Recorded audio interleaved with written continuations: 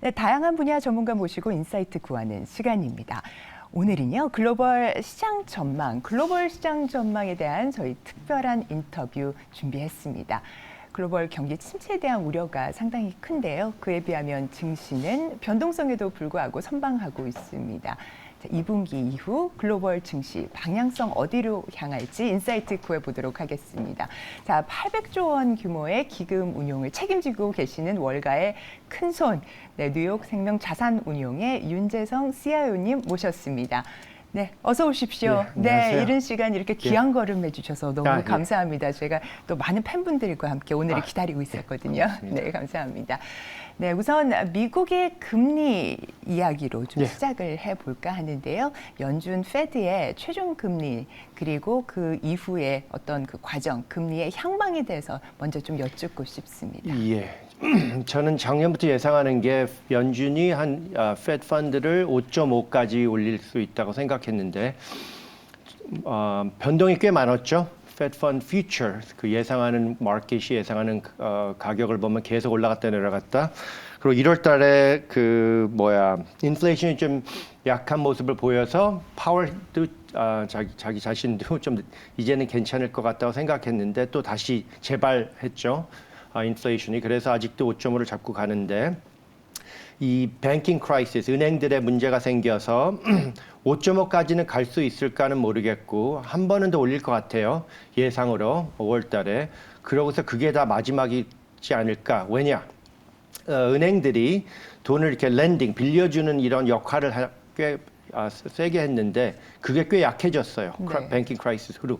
그래서 파월이 직접 말씀해 주신 것 같이 maybe sometime 이렇게 말씀해 주셨죠. 만약에 필요하면 더 올리는데 안 올릴 수도 있다. 그래서 저는 5.25 한 번 더 올리고 말 것 같아요. 왜냐? GDP가 보니까 first quarter 1분기는 좋았어요. 1.5에서 3 예상하는 분들이 많더라고요. 근데 2분기부터 0 방향으로 가고 3분기는 드디어 리세션 방향으로 가는 것 같아요. 네, 그래서 지금 미국 페드의 기준금리 같은 경우는 25bp 한 차례 정도 더 인상을 하고 아마 경기 침체 이슈 때문에 더 이상 올리지 못할 것 같다라고 보시는 거죠. 그렇죠. 그러면 동결이 지속되는 거라고 봐야 될까요? 그렇죠. 아니면 상황에 따라서 인하도 인하도 가능하지만 너무 이렇게 그 마켓은 100bp 1%를 내린다고 예상을 하는데 그건 좀 심하고 제가 보컬이 80년도에 한 행동을 보면은 파월이 인플레가 어느 정도 내리는 자세로 가고 있는데 그 플렉시블 인플레이션이 있고 스티키 인플레이션이 있어요. 네. 그 웨이지 이런 거 월급 이런 게 어느 정도 내려가는 걸 좀 지켜본 다음에 내릴 것 같아서 연말에 한 번 내리면 많이 내릴 것 같아요. 근데 그거는 이제 경기가 얼마나 많이 망가지냐가 답을 줄 거예요.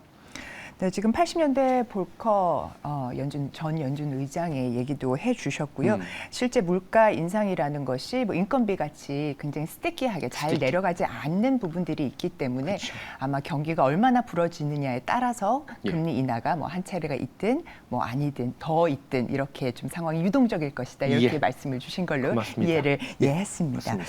네, 지금 현재 한국은행 같은 경우는 어떻게 보시나요? 저희가 지금 11일에 저희 금통위가 저도 한국 경제에 대해서 이렇게 잘하는 사람은 아니지만 많이 물어보고 다녀요. 그래서 작년 11월에 한국이 조금 안정스럽지 못했을 때 많이 물어보고 다닌 게 한국 그 뱅크 오브 코리아가 결정을 해야 돼요. 한국 경제를 지킬 건지 환율을 지킬 건지 제가 그 환율에 대해서 관심이 많아서 물어보고 다녔는데 제가 듣기로는 안 올린다고 사람들이 많이 한국 전문가들이 말씀을 해주시더라고요. 그럼 저는 그걸 믿고 뱅크 오브 코리아가 한국은행이 한국 경제를 지키고 환율을 조금 덜 지키더라도 그리고 그 인터벤션을 좀 한다는 얘기도 많이 마켓에 있는데 어디까지 지킬 수 있는지는 두고 봐야 돼요. 저는 아직도 그 1,400 위로 1,500까지는 모르겠고 더 이상 1,400 위로 가지 않을까. 왜냐하면은 불경기가 미국에 생기면은 한국은 수출하는 나라인데 미국 수출이 약해지고 중국 수출도 한번 뜯어봐야 돼요. 왜냐? 중국이 consumer driven recovery, 이 recovery가 시민들이 이제 드디어 코비드 끝나서 돈을 쓰는 리커버리지 뭐 빌딩 짓고 막 이런 거는 더 이상 안 해요, 중국도. 그러다 보니까 한국이 수출할 힘이 중국이랑 미국인데 얼만큼 세게 갈 수 있냐. 그게 못 지켜지면은 환율이 좀 떨어지겠죠. 지금 원달러 환율에 대해서 말씀을 주시면서 한국은행이 이제 경기가 불어지는 것을 좀 우려해서 저희가 금리를 동결을 한다고 했을 때 현재 원달러 환율이 1,400원대로 충분히 갈 수 있다. 충분히 갈 수 있어요. 불경기가 생기면은 미국이. 네네. 특히 미국의 경기 침체 또 우리의 수출 시장인 중국의 회복 같은 경우도 예전의 방식과는 좀 달라질 수 있다는 그쵸. 말씀이시죠. 예. 더 약해질 수도 있을까요? 원화가요? 좀 어떻게 전망을 그러니까 이것도 하시나요? 지금 제가 예상하는 거는 뭐 꾸역꾸역 들어갔다 나오는 그 mild recession, 약한 recession인데 네. 그런 미국의 그런 거예요. You never know until you enter it. 거기 불경기가 생겨서 뭐가 또 부러지냐 이걸 지켜봐야 되는 게 네. 페드가 70년대 후반으로 지금 굉장히 공격적으로 이자를 올려갖고 지금 은행이 부러졌는데 뭐가 더 부러질까? 뭐 commercial real estate 뭐 이런 거 지켜봐야 돼요. 네네. 지켜봐야 될 게 굉장히 많습니다. 예, 현재. 맞습니다. 네. 연초에 스몰캡 예. 작년 하반기부터 작년이죠. 말씀해 예. 주셨던 것 같아요. 그쵸. 스몰캡, 그다음 미들캡에 대해서 좀 긍정적이다 그쵸. 이렇게 전망을 해주셨습니다. 맞습니다. 빅테크에 대한 전망도 궁금하고 현재 그때 말씀해 주셨던 의견을 계속 그렇죠. 스몰 가져가시는지. 컴퍼니랑 미들 컴퍼니들은 작년부터 2월 달까지는 아웃퍼폼을 했어요. 네. 하다가 1월 달, 2월 달 접어 들어가면서 빅텍 쪽으로 뱅킹 크라이스 때문에 빅텍 쪽으로 돈이 흘러갔고 은행들이 돈을 안 빌려주면은 중소기업들이 안 좋아요. 그래서 2월 말이 끝이었고 지금은 당연히 돈이 빅텍으로 갔는데 빅텍은 제가 맨날 말하는 게 매력적이지만 그 가격에는 안 사고 싶다. 빅맥을 50불 주고 왜 사 먹냐 이런 표현을 했어요. 하지만 많이 떠갖고 네. 사람들이 좋아하는데 이것도 굉장히 조심스러운 게 지금 뉴스를 보면은 여러 가지 투자가들이 저만이 아니라 지금 주식 가격은 2007년 그때다. 조심스럽다. 하지만 너무 6개월, 9개월 동안 불경기 예상이 오니까 현찰을 들고 있는 투자가들이 많다 보니까 카운터 랠리, 반대 랠리가 네. 있는데 그렇다고 이걸 좋다고 자꾸 쫓아가시면 안 돼요. 하지만 많은 말을 들어요. 네가 불경기 예상했던 그래도 주식은 뜬다. 주식은 보면은 2007년도도 그렇고 2000년도도 그렇고 뭐 89년도 가도 불경기 바로 전까지 막 올라갔다 와장창 깨져요. 그 얘기도 했어요. 그 2008년도에 베어 스턴스가 망하고 한국엔 그런 말이 있더라고요. 베어 스턴스 바운스라는 말이 있더라고요. 그러니까 이걸 조심스럽게 생각해야 돼요. 그러니까 주식이 올라간다고 무조건 좋아하는 상황이 아니에요. 지금은 안전을 찾는 상황이에요. 그래서 재미없는 유틸리티, 스테이플스 이쪽으로 가든 뭐 이렇게 한국은 개미분들이라 그러죠. 그렇게 굳이 주식을 안 들고 있어도 되면은 현찰을 좀 들고 있는 것도 괜찮을 것 같아요. 네, 지금 빅테크와 관련해서는 상당히 매력적이지만 가격이 괜찮지 않다. 네. 괜찮지 않은 가격이다 이렇게 말씀을 해주셨고요. 반등 랠리는 지금 좀 조심해서 접근하는 게 필요하다라는 그렇죠. 조언까지 주셨습니다. 그럼 전반적으로 말씀을 해주셨는데요. 2분기 이후에 미국 증시 상황 조금만 더 좀 깊게 말씀을 해주실 수 있을까요? 2분기요. 저는 아까 말씀드렸다시피 이 second quarter 2분기 그 GDP가 0을 찍을 가능성이 꽤 네. 높다고 보고 3분기, 4분기는 네거티브, 마이너스로 찍는다고 생각해요. 그러면 여기서 얼마나 마이너스인지, 살짝 마이너스인지, 심하게 마이너스인지는 그 직업에 달린 것 같아요. 네.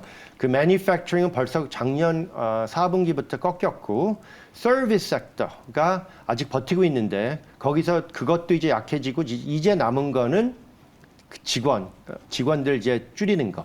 근데 corporate earnings도 지금 계속 작년에 1분기부터 8%, 6%, 4% 마이너스거든요. 그럼 요번에는 여러 가지 투자가들 전문가들도 많이 네거티브 될 가능성이 높다고 벌써 보고가 나왔어요. 2분기 벌써요. 기업이 그렇죠. 마이너스. 그러니까 1분기가 지금 이제 4월부터 이제 보고가 나오잖아요. 그럼 이제부터 약해진다. 이렇게 되면은 회사들이 직원을 줄일 수밖에 없어요. 뭐 디즈니 같은 회사는 벌써 줄인다고 예상했고, 그게 이제 점점 많아지면은 매니팩처링 꺾였고, 서비스 이제 마저 꺾였고, 남은 거는 컨슈머예요. 컨슈머가 버티는데 코비드 후로 세이빙스가 많아요. 저축이 많아서 아직도 쓸 위지는 있는데 이제 직원을 자르기 시작하면은 그분들도 조심스럽겠죠. 그러면 이제 GDP가 네거티브인데 얼마나 네거티브냐, 얼마나 마이너스가 나오냐, 그거를 지켜봐야 돼요. 지금 벌써 제조업 같은 경우에는 사큐에 4분기에 이미 꺾였고 또 서비스도 마찬가지로 지금 안 좋은 상황에서 기업들이 감원까지 나선다면 GDP 얼마나 침체할 것이냐, 역성장까지 나올 수 있다라고 지금 현재 전망을 하고 계십니다. 자, 그러면은 신흥국과 관련돼서 예. 저희 투자자의 눈으로서 예. 좀 여쭈고 싶은데요. 이머징 마켓은 또 어떻게 보고 예. 계십니까? 이머징 마켓은 오랫동안 안 좋아서 아예 가격이 많이 쌌죠. 그래서 작년 9월, 10월에부터 중국은 좋아했어요. 하지만 미국 투자가 입장에서 언제 미국 정부랑 중국이랑 전쟁이라는 게 경제 전쟁이 생겨서 뭐 중국 같이, 그러니까 러시아 같이 뭐 사지 말라, 뭐 하이텍 뭐 수출하지 말라, 뭐 이런 걱정돼서 미국 투자가 입장에서는 좀 조심스럽게 보는데 가격이 너무 쌌어요. 그래서 제가 speculative, 위험하게 투자를 하되 가격이 싸니까 투자해도 된다. 하지만 speculative하게 너무 안전하게 네. 크게는 가져가지 말고 사도 된다고 말씀드렸고요.